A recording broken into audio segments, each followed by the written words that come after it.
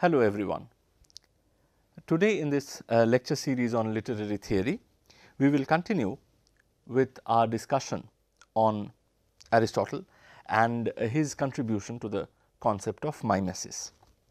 As you will know, the text by Aristotle which frames our discussion on this topic of mimesis is the extant volume, the surviving volume of Poetics.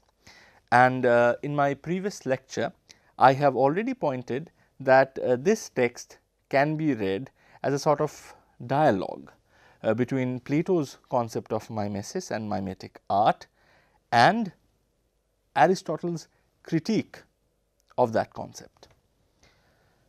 Indeed, Plato's conception of mimesis forms a point of departure for Aristotle in Poetics, and in our previous lecture we had started analyzing how Aristotle, while agreeing with Plato's basic idea that all art is mimetic, defends mimesis against Plato's accusations.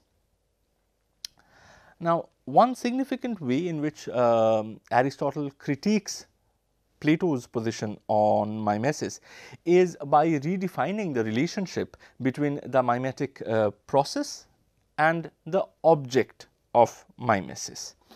And I have argued in my earlier lecture on Aristotle that Aristotle does not consider mimesis as a simple mirroring of an object. Rather than looking at it like a mirror image, the process of mimesis, according to Plato, presents a more complex relationship between the mimetic product and the object of mimesis. And this relationship can be best understood through the concept of icon. In other words, whereas Plato presents mimesis as a flawed mirroring, Aristotle presents mimesis as an icon making process. In today's lecture, we will elaborate on this idea of a mimetic product as an icon, and we will see how this understanding redeems mimesis from being regarded as merely flawed mirroring. After that, we will move on to the idea of catharsis and see how Aristotle uses it to counter Plato's argument that mimesis, or more specifically mimetic poetry, is harmful because it stirs passionate emotions and thereby suppresses the rational faculty of human beings. But let us start with the issue of mimesis as icon making. Here I would like to reiterate the question with which I had ended my previous lecture, and the question that I had posed was this: if the relationship between mimesis with the object of mimesis or imitation is not that of transparent mirroring, then what other kinds of imitation is possible? If mimesis is not mirroring, then what other kind of mimesis is possible? What other kind of imitation is possible? To answer this question, let us first look into these lines which we find in book 4 of Poetics. I quote from Aristotle: "Objects which in themselves we view with pain, we delight to contemplate when reproduced with minute fidelity, such as the forms of the most ignoble animals and of dead bodies. The cause of this again is that to learn gives the liveliest pleasure, not only to philosophers, but to men in general, whose capacity, however, of learning is more limited. Thus, the reason why men enjoy seeing a likeness is that in contemplating it, they find themselves learning or inferring and saying perhaps, 'Ah, that is he.' For if you happen not to have seen the original, the pleasure will be due not to the imitation as such, but to the execution, the coloring, or some such other cause. Note here that according to Aristotle, the chief pleasure that mimesis or mimetic art offers is the pleasure of recognition.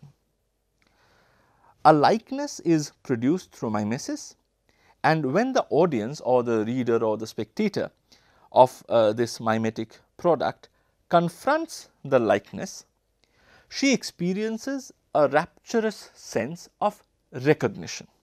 Ah, that is he.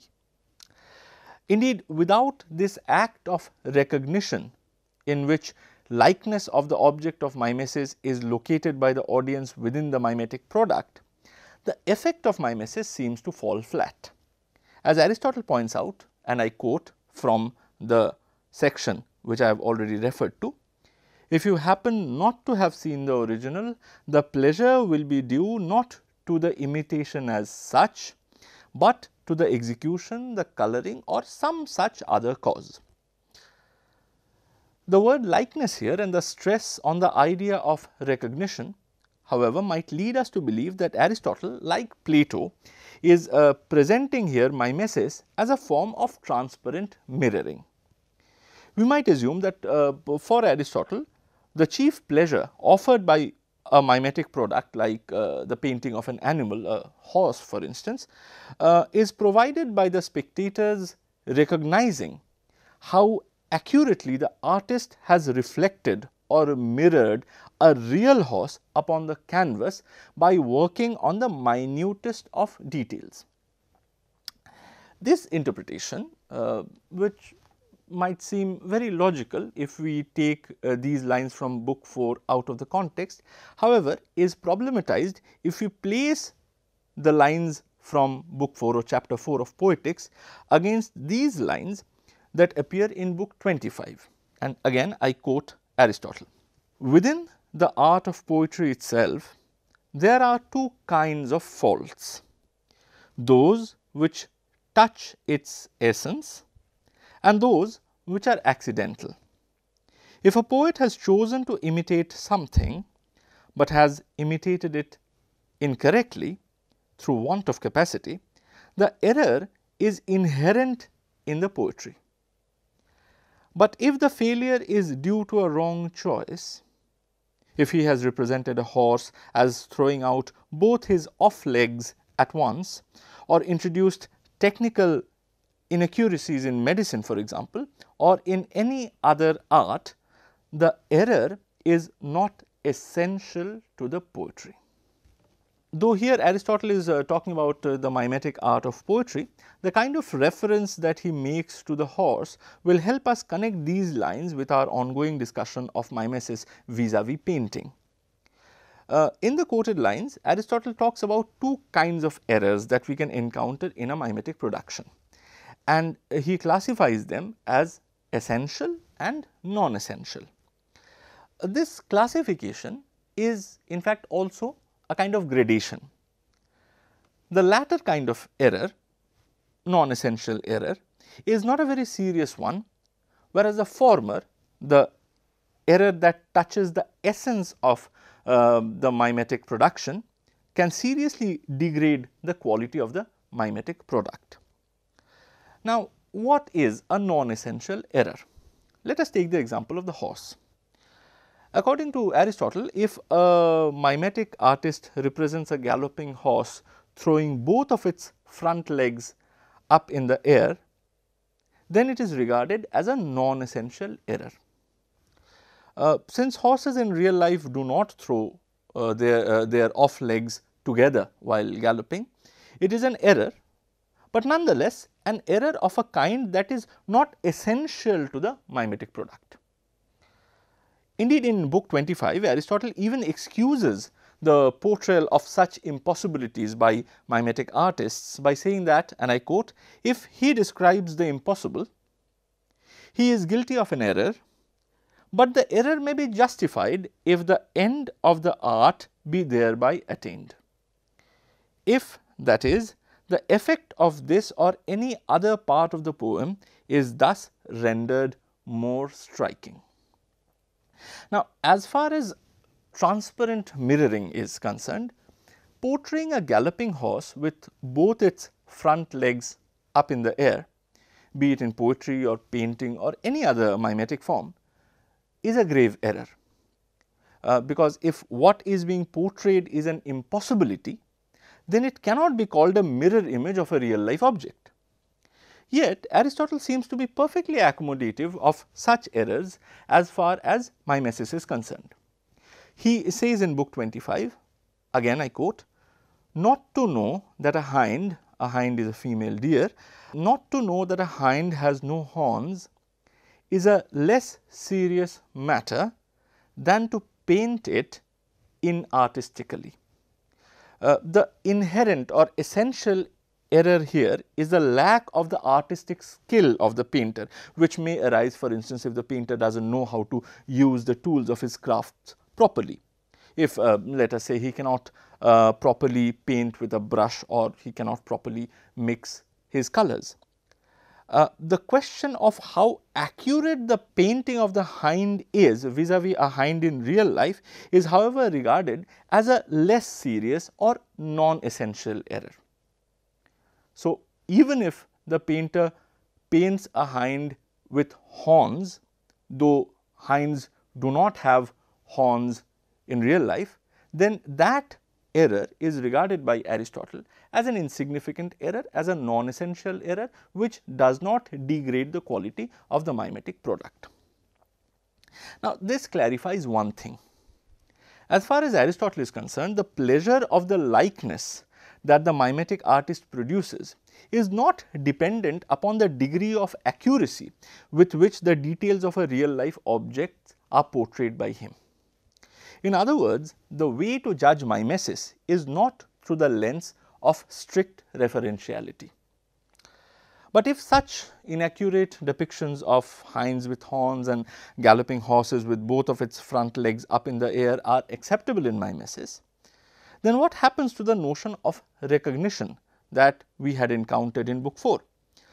As I have said before, the pleasure of mimesis is derived from recognizing it, recognizing in the mimetic product a likeness of some other object. How can you recognize the likeness of an original in a mimetic product if the mimetic artist portrays the details inaccurately? So, this is a question that we are confronted with, and it is here that we need to bring in the notion of icon. Now, if you think about it, you will realize that a mirror image is only one of the many ways in which things can be represented to our consciousness.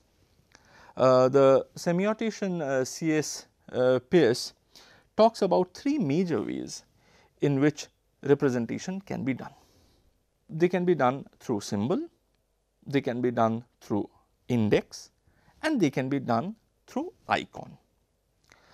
All of these three things have two constant elements in them, and one of those constant elements is called the signified, which is the object that is being represented, and this object can be something concrete like a pencil or a horse or an aeroplane, for instance, or it can be something abstract like a concept, a thought, a plan. But there is also another constant element in each of these three things that I mentioned: symbol, index, and icon. And that second constant element is called the signifier, which is basically a visual or an auditory mark which is used to represent the signified. Now, let us take the case of a symbol. In a symbol, there is no inherent connection between the signifier and the signified. The connection is in fact absolutely arbitrary. And to give you an example, when I utter any word and I use it to refer to some object in the outside world, then that word is actually a symbol that I am using for the purpose of reference. For instance, when I utter the word tree, you will immediately recognize that I am talking about a thing rooted in the soil with brown woody stem supporting a green leafy top. But the word tree is a symbol because there is no inherent connection between that word and the thing with a woody stem and a green leafy top. This is proved by this sort of arbitrariness that sort of separates the word tree from the signified is proved by the fact that I can refer to the same signified, the same green leafy object with a brown stem, by using completely different sounding words if I shift from one language to another. If for instance, I were to signify the same thing in Bangla, I would call it a gach. And again, if I were to shift to German, I would refer to the same thing as Baum. I can do this shifting and refer to the same thing by using different words like tree, gach or Baum, because neither of these three words have any inherent connection with the signified. Rather, the connection is arbitrary and is culturally learned. Now, you will understand this better if you contrast it with an index, for instance. An index is a way of referring to a signified by drawing attention to a mark which establishes the presence of the signified. To give you an example, fire produces smoke, right? There is nothing arbitrary about this connection. There is almost a causal relationship. Fire produces smoke. Smoke therefore is a mark of the presence of fire. Smoke is thus categorized as an index of fire. To give you another example of an index, for instance, a thumbprint is an index of a thumb. If you see the paw mark of a tiger somewhere around you, that is a fair indication, that is a fair index which would signify that there is a tiger roaming somewhere around. Now, let us come to an icon. An icon is a way of representing in which there is a significant and inherent overlapping between the signifier and the signified. Here, let us try and understand the idea by taking an example. And let us say I take a picture of your face. In that case, your face will be the signified and the picture of your face will be the signifier. And as you can guess, there will be an inherent connection between the signifier and the signified in this case. The picture would be an exact likeness of your face and it will contain all the accurate details of your face, and when you post that picture on social media, let us say, the people who know you might derive pleasure from the mimetic product by recognizing the likeness and exclaiming, "Ah, that is he," or "Ah, that is she." The picture can therefore be classified as an icon of your face. Now, here let us look at another kind of iconic image. Now, as you can see, these are two images that we regularly encounter on lavatory doors and recognize them as one standing for man and the other standing for woman. The reason why we are able to recognize the man as man and the woman as woman is because we can recognize their likeness with the signified. However, unlike the photograph, they are not accurate portrayals or mirror images of the object. However,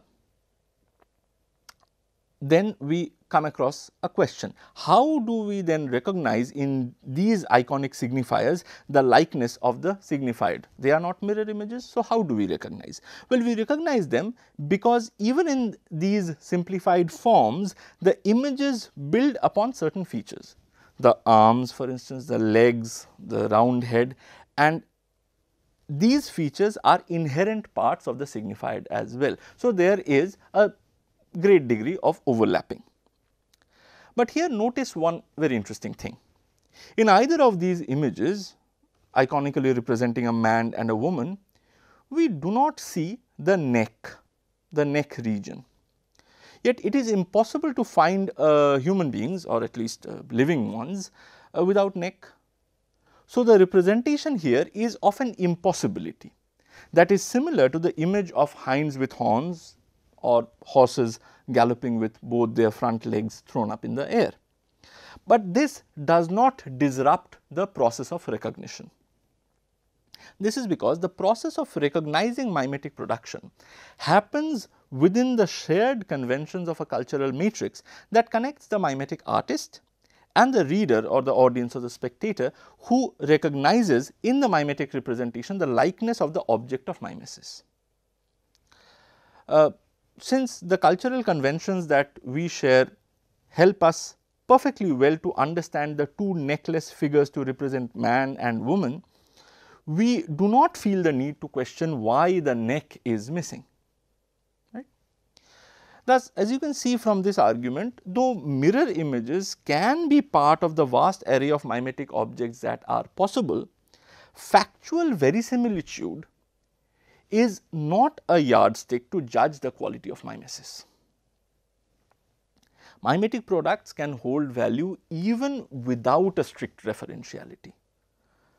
And consequently, the Platonic argument that mimesis produces flawed mirror images does not hold, because though through Aristotle we understand that mimesis is not a mirroring activity, it is a production of iconic representations, and iconic representations can be mirror images, but there is no compulsion that they have to be mirror images. They can also be something like the figures of the neckless human beings.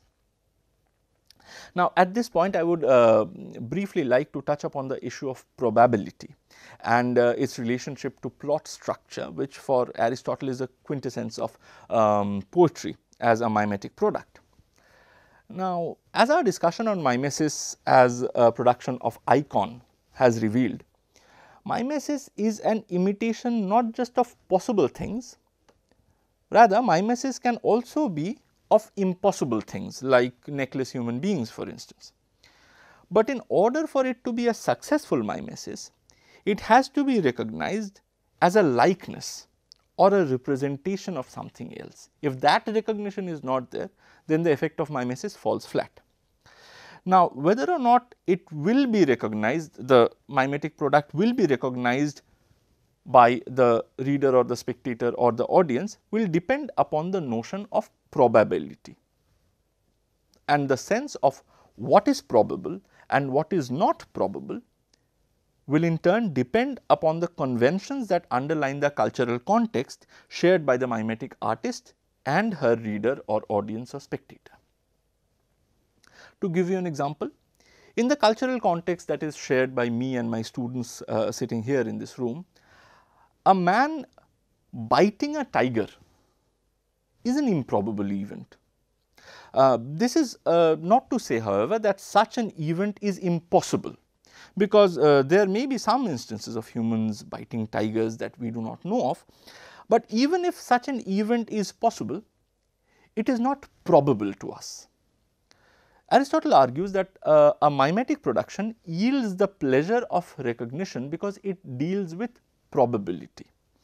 A Shakespearean tragedy like King Lear, for instance, is a successful mimesis not because we actually know of a king called Lear who had to undergo such torture in the hands of his daughters named Goneril and Regan. Rather, it is a successful mimesis because the plot narrates a sequence of event that is accepted as probable, or at least it is accepted as probable by people who share the cultural milieu that enables an understanding of Shakespearean tragedy. Now, this probable plot structure can have technical faults, like for instance, the probable plot structure of King Lear might have horses galloping with their two front legs thrown up in the air. But as you will understand now that this impossibility does not impede the process of recognition. According to Aristotle, it is precisely this notion of probability that distinguishes a tragedy from say a history. History can only narrate events which has actually happened and which are therefore all in the domain of possibility, because if something has happened, then it is of course possible. A tragedy, on the other hand, depicts human actions based on probability and not on possibility. Therefore, a man eaten alive by a tiger might find its place in a tragic plot, but a man trying to bite a tiger, irrespective of whether it is possible or not, will perhaps not be very readily incorporated in the plot by a tragic playwright. Therefore, to judge any mimesis on how accurately it is imitating a real life object is perhaps to miss the point. Because we must remember here that in the Aristotle world of mimetic art, something like the Mona Lisa is as valid a representation of human likeness as the gendered images on the doors of the lavatories. With this in mind, let us now move on to the concept of catharsis. Now, as you know, one of the reasons why Plato complained about mimetic poetry was because it stirred emotions and thereby suppressed the functioning of reason, or at least that is Plato's argument. Now, here again Aristotle uses Plato's theory as a point of departure. Referring to a tragedy, which is a variety of mimetic poetry, Aristotle argues that it does indeed stir up give rise to such emotions like pity, like fear.